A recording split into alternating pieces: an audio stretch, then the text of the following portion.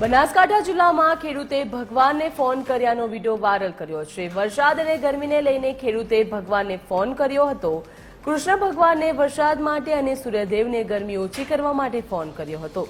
વરસાદ માટે અને ગરમી ઓછી પડે તે માટે ખેડૂતની ભગવાનને વિનંતી કરી છે।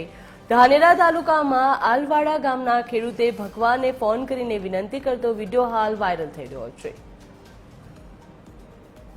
હલો કૃષ્ણ ભગવાન નમસ્કાર પાય લાગુ।